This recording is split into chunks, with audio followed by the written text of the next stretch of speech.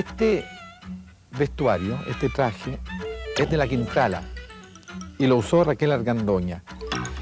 Marco, ¿cómo abordas tú el problema de un vestuario de época? Bueno, hay que partir de una investigación, evidentemente, para no meter la pata. Y además en Chile todo el mundo sabe todo, así que hay que estar preparado para las críticas de si usó esto, uno usó lo otro. Y sobre eso entonces se hace lo que se podría llamar un aporte más personal, en la búsqueda de textura, de la imperfecciones que son los que hacen que un vestuario esté vivo. Que esté usado. Exacto. Que no sea una cosa salida recién de la tienda. No, de la tienda por ningún motivo. Tú has hecho, además de vestuario teatral, has hecho vestuario para Miss Chile, has hecho mucho vestuario para la vida actual, la vida contemporánea. Sí. ¿Qué diferencia le ves tú? Porque me parece que también tu vestuario de la vida normal es un vestuario bastante dramático, ¿no?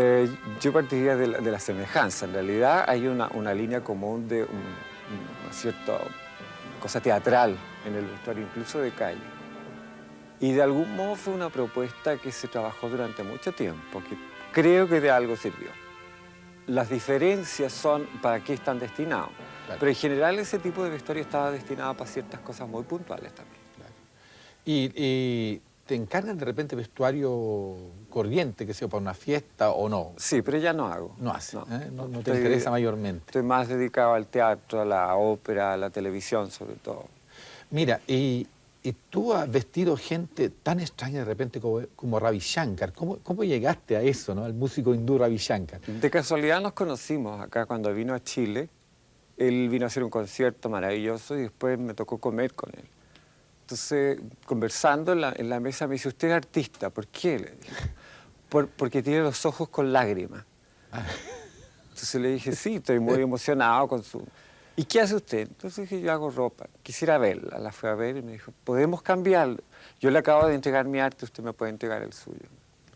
Interesante. Claro, quedé con los ojos más llenos de lágrimas. me imagino.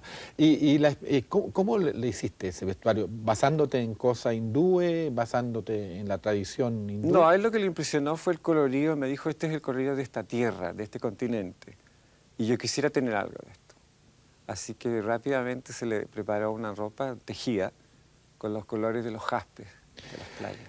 ¿Has tenido críticas, por ejemplo, respecto, me acuerdo, un vestuario que yo ayer sumamente hermoso de una Miss Chile, que era una recreación de la mapuche? Sí, el que se le hizo a la Bolosca, sí, Cecilia Bolosca. Sí. ¿Y? Bueno, lo criticaron en el sentido de que lo desconocían. Sin embargo, si tuvieran tomado la molestia de ir al Museo Precolombino, ahí están esos trajes, están esas joyas, es cuestión de tomarlas y adecuarlas.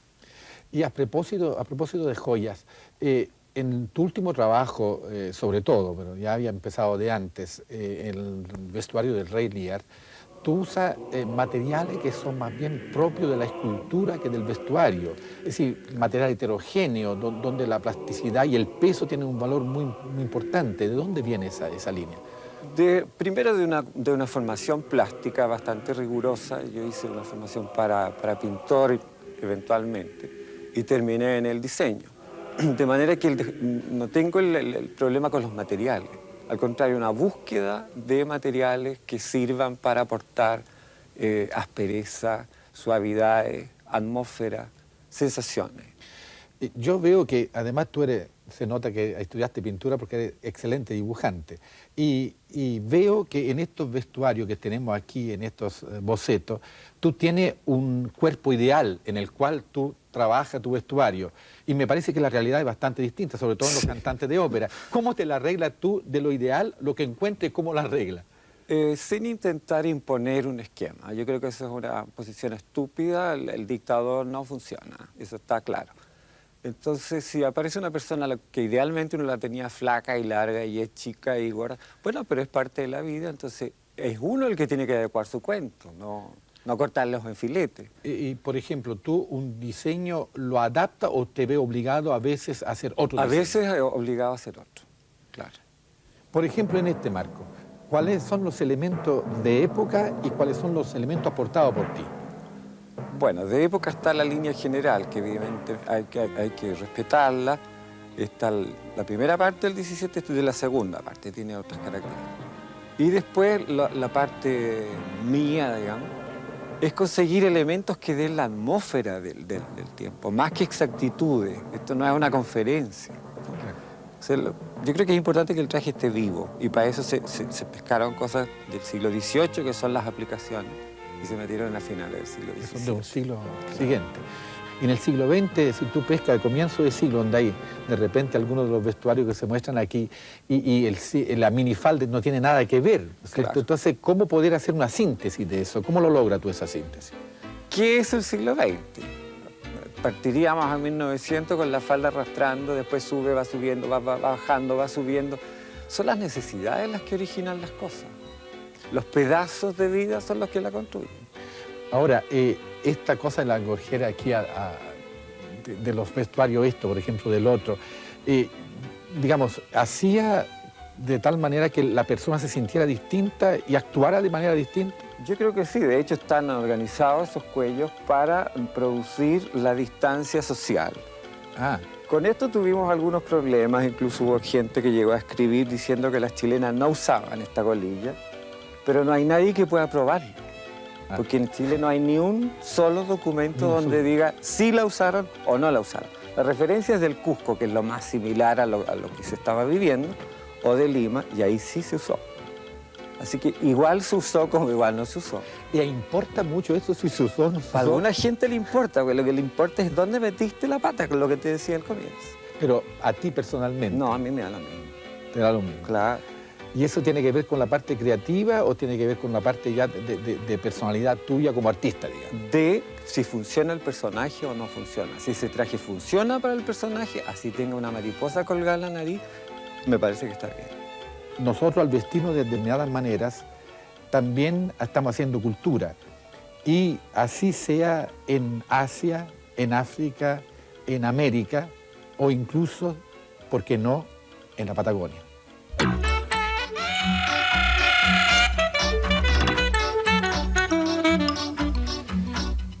Los indígenas de Tierra del Fuego, hoy extintos, vestían como dioses. Bueno, digo vestían en sentido figurado, porque andaban desnudos en esas latitudes. Pero su maquillaje ritual era tan hermoso, tan imaginativo y tan sugerente que parecían salidos de un sueño. La colección Mal de Ojo sacó estos dos libros de fotografía. Este de fotografía contemporánea y esto de foto de entonces, que nos devuelven del pasado esos indígenas de su destino tan trágico. Se enfermaron de sífilis y de alcohol. Les cortaron las orejas como trofeo de una buena jornada de caza. Están muertos. Y nunca nadie más supo con certeza de los Zonas, que son los Selknam, de los Yámanas y de los Alacalufes.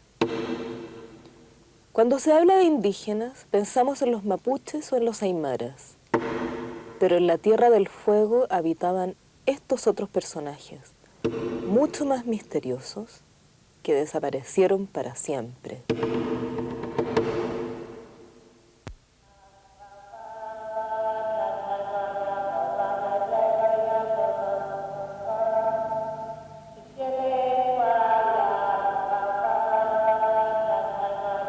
Llegaron hace cerca de 12.000 años. Deben haber venido de arriba, del Ártico. Y en secreto quedó el origen de sus ritos, de sus historias y de sus imágenes, que son las que intenta rescatar la colección Mal de Ojo en el libro Tierra de Humo.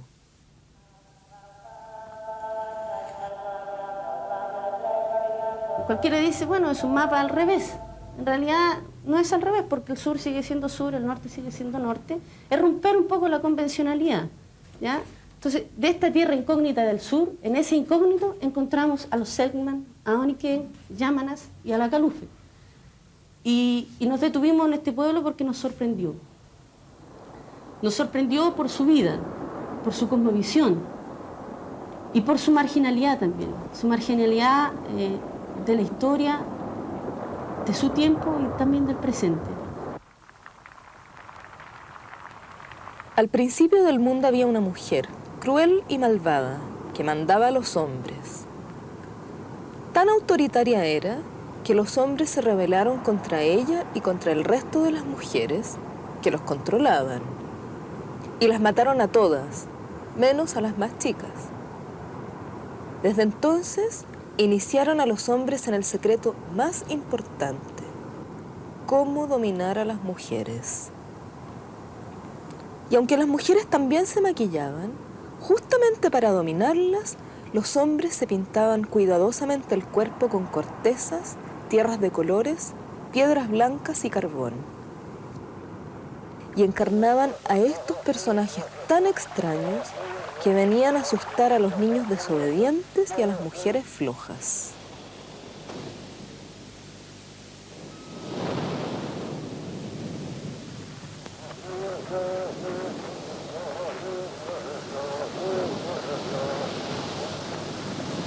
Los diseños son muy elaborados y seguramente tienen un significado especial que ahora se desconoce.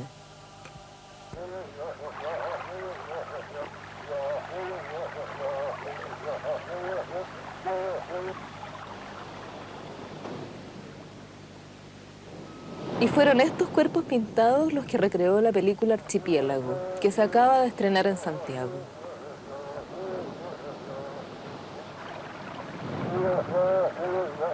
El tipo de maquillaje es tan fuerte, tiene tantos símbolos que esto para nosotros significó que teníamos que repetir la misma experiencia. Mira, los colores que ellos usaban eran el terracota, en ciertas tonalidades, más café o más rojo. Usaban el blanco, usaban el negro, pero no usaban el azul. El azul lo introdujimos nosotros en la película Archipiélago en un sentido estético, es decir, un sentido plástico, un sentido mágico que era para los fines de la película fundamentalmente, ¿no? Y había siempre en el inicio de empezar a maquillar una inhibición de parte de todos, ¿ya? Resistencia, de mostrarse ante los demás, digamos, desnudos. Y lo bonito de esta experiencia era la reacción que tenían después cada uno de ellos cuando estaban maquillados, es decir, ellos estaban vestidos, ¿ya? Y sin embargo, la verdad es que sí andaban desnudos en el clima polar de la Patagonia. Es notable considerar que estos hombres hayan vivido en este ambiente tan inhóspito en épocas tan antiguas, si tenemos en consideración que nosotros, ¿no?, la cultura chilena, por así decirlo, la sociedad chilena, solamente pudo tomar posesión de estos territorios con las tecnologías del siglo XX. Antes habría sido imposible para el hombre vivir en estas latitudes si no hubiera sido precisamente una sociedad tan adaptada biológica y socialmente a este clima tan riguroso. No fue precisamente eso lo que pensó Charles Darwin cuando los vio durante su viaje al sur. En su teoría, los ubicó en el escalafón más bajo de la raza humana. Llegó incluso a compararlos con los animales. Por eso, los europeos los venían a buscar para exhibirlos en sus países, dentro de jaulas y comiendo carne cruda como si fueran caníbales. Después hubo compañías de caza profesionales contratadas por los terratenientes que salían a matarlos para que ellos no se comieran a sus ovejas.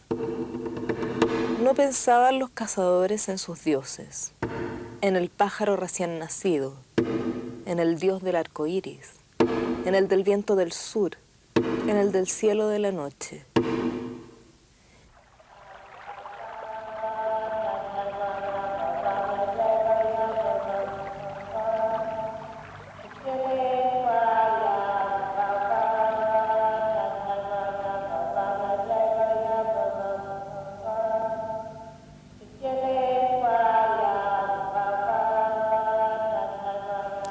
Oye, sí, en el entierro del conde de Orgaz, casi todos los personajes tienen gorguera. Y mira En este también, el famoso retrato del hombre con la mano en el pecho, ¿no? Sí, sí, y mira este. Oye, ¿te acuerdas de Marco aquí? Sí, retrato de Hidalgo.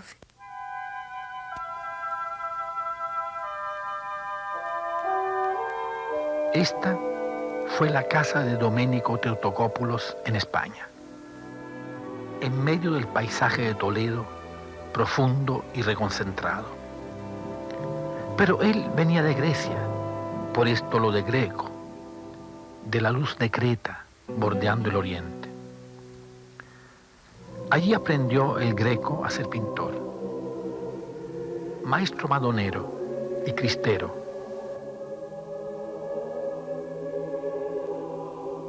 Conocedor de un oficio arraigado en este arte, de los vidrios de colores y de los ojos grandes.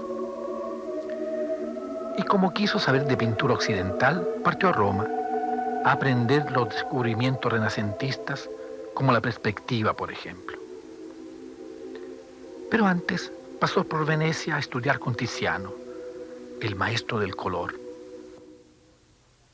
De Tiziano, el greco aprendió a retratar la interioridad de las personas y aprendió un colorido tan potente como este, o este otro, que centra todas las miradas en el rojo, mientras los cuerpos se contorsionan con todo el manierismo, el retorcimiento de la época.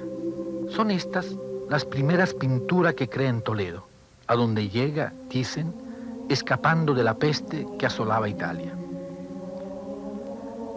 Nadie sabe por qué no se casó allí con la mujer española a quien quiso toda la vida y con la cual tuvo un hijo al año de su llegada. Sí se sabe que tuvo una educación muy completa, que sus amigos pudieron ser Luis de Góngora o Miguel de Cervantes, que de Italia le quedó la costumbre de comer acompañado de una banda musical, y que no era nada loco, ni enfermo de la vista como alguna vez se pensó.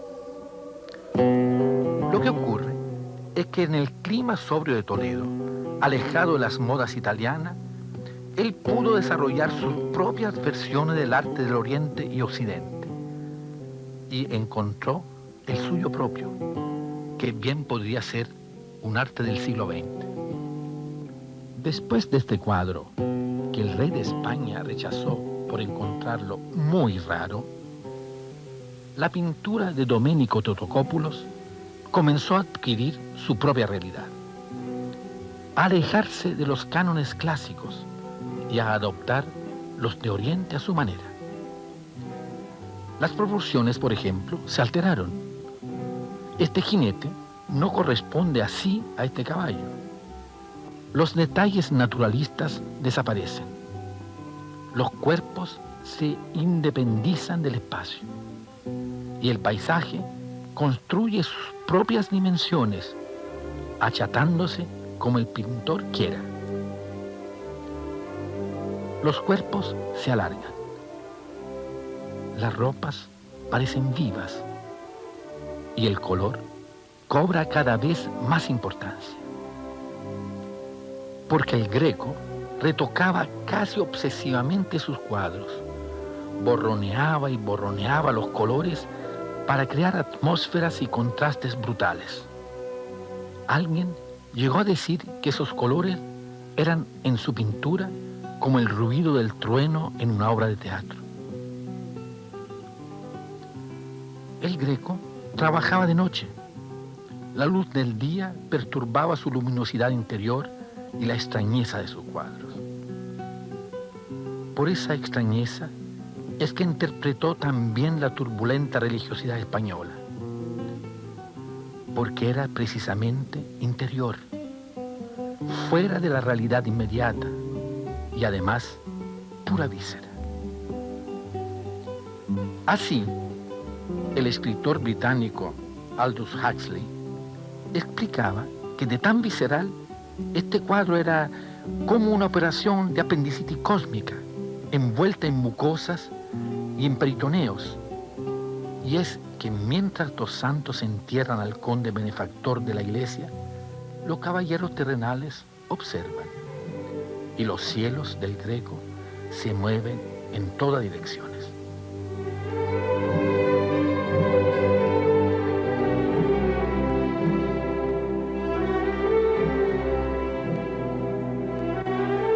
¿Y cómo venimos de Toledo, del greco, y más encima el 12 de octubre, ¿qué les parece que nos vayamos a Andalucía? Pero no a esa, sino que la que está aquí, en Santiago, cerquita del Parque O'Higgins.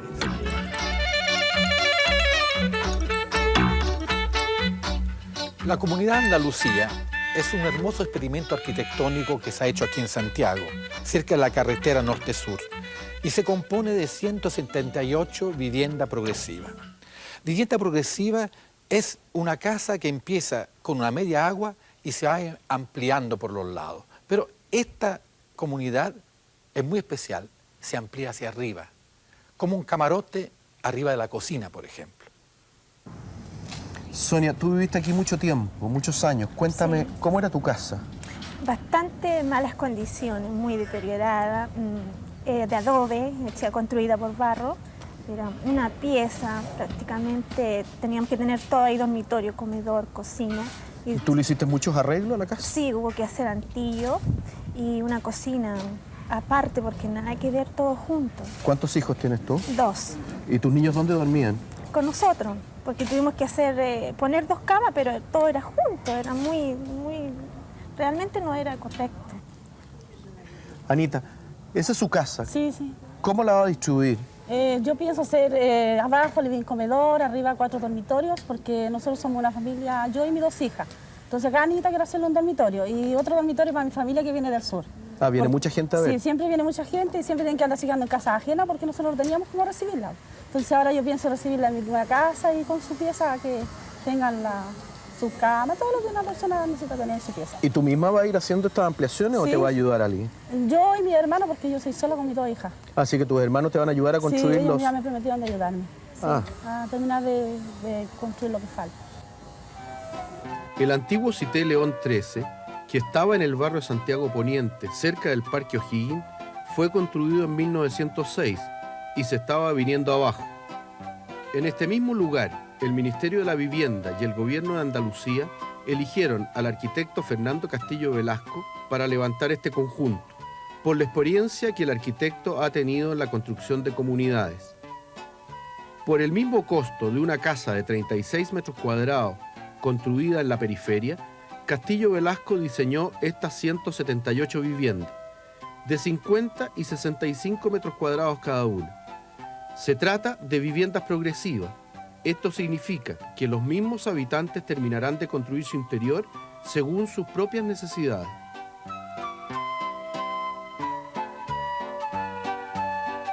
Pero lo novedoso de este proyecto es que estas no son casas que crecen hacia los lados, sino hacia arriba, en un espacio de 2 y 3 pisos. Estamos equivocados cuando proyectamos las casas para la familia chilena. Le proyectamos una casa con living, dormitorios, comedores, pero todo chico, todo tan apretado que no cabe. En cambio, la gente pobre sabe armar espacios que se intercomunican. Yo recuerdo cuando vine a estos sitios aquí, había muchachos que me miraban que yo estaba abajo y conversaban desde arriba. Había construido un altillo en este inmenso espacio. Me doy cuenta que esta obra es un plagio, es una copia. Lo único que se le entrega a la gente es este recinto, que tiene un baño, una cocina, una escalera y una viga.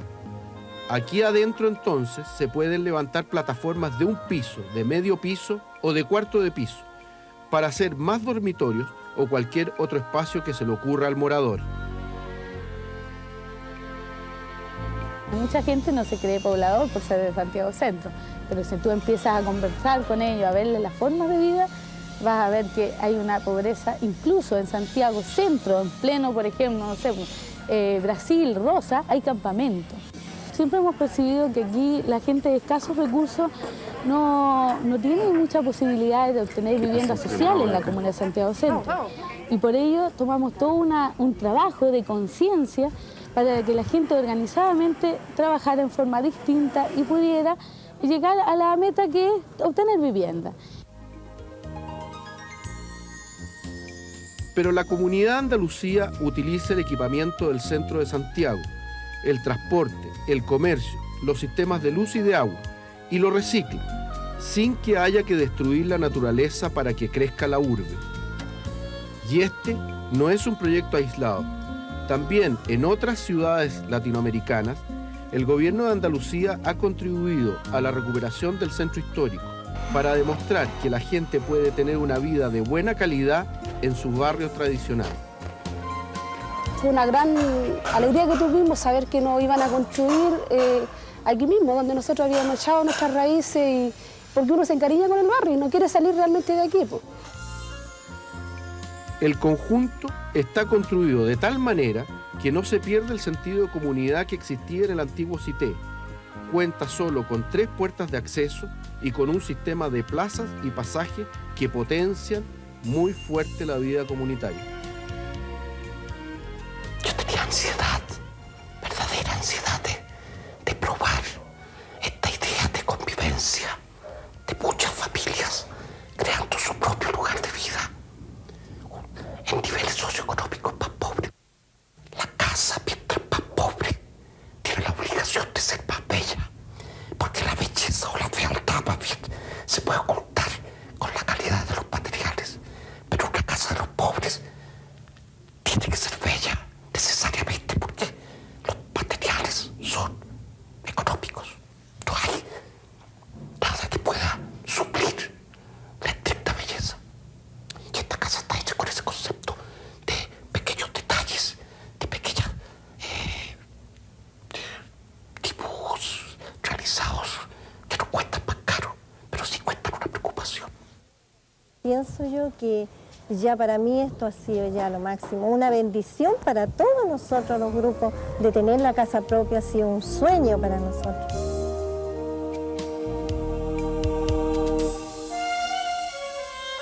Y ahora me voy, porque me están esperando los sapos.